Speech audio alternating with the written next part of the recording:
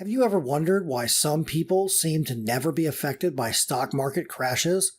What do they know about markets that you don't know?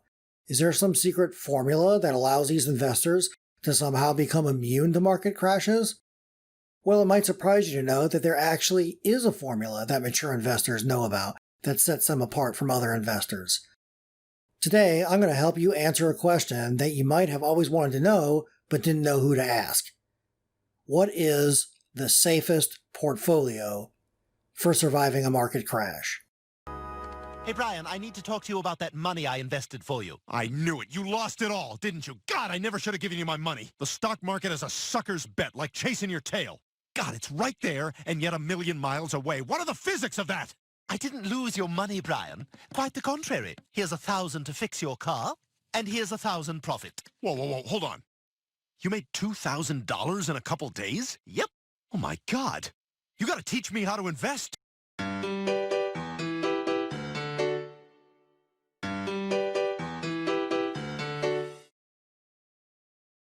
Last week, we answered the question, what is the safest portfolio? Well, the safest medium risk portfolio. If you haven't watched that video yet, please go watch that video first and then come back and watch this one.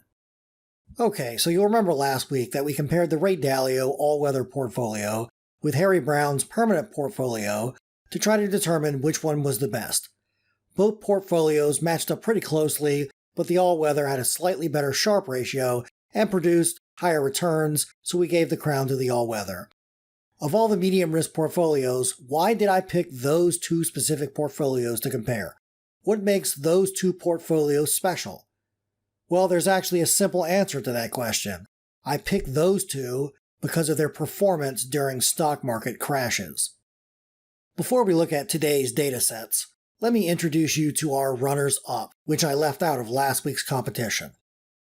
First up, we have Larry Swedrow's Black Swan Breaking portfolio, appropriately named the Larry portfolio. This one is 15% U.S. small cap stocks, 7.5% international small cap value, 7.5% international large cap emerging markets, and 70% intermediate term U.S. treasuries. The theme of the Larry strategy is to prevent black swan events from creating sudden, unexpected losses from events that nobody could ever reasonably see coming. Next up, we have the Golden Butterfly. This strategy was created by the editors at PortfolioCharts.com, and its goal is to create a U.S. stock market-like return with a much lower level of risk.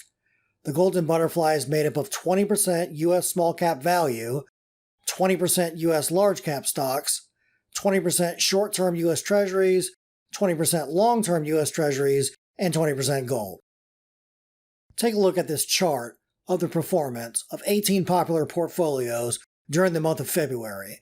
This is February 19, 2020 through March 20th of 2020. The stock market lost 30% of its value in just 22 days, setting a record for the fastest decline in value in history. Over just a few weeks, investors were having to deal with seeing their brokerage statements and retirement balances decline by hundreds of thousands of dollars. These are the kind of losses that usually take years to unfold, but we saw it happen in just 22 days. Notice these four lonely portfolios at the back of the chart. Our buddies here, the permanent portfolio and the all seasons, held up strong, losing just 7 and 8% respectively.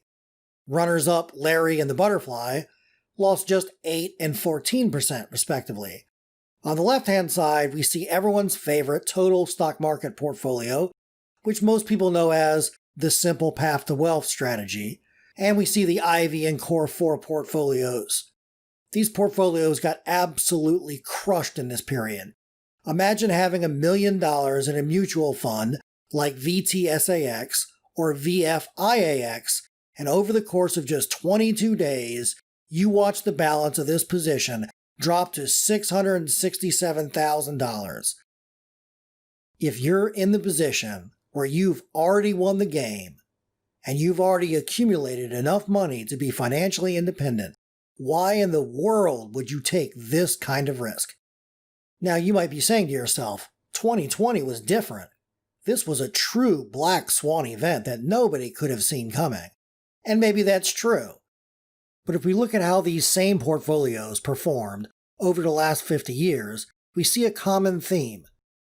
When we look at the year-end returns going back to 1970 to determine the largest drawdowns, we see that our 4 contenders for what is the safest portfolio are right there holding up that rear flank again.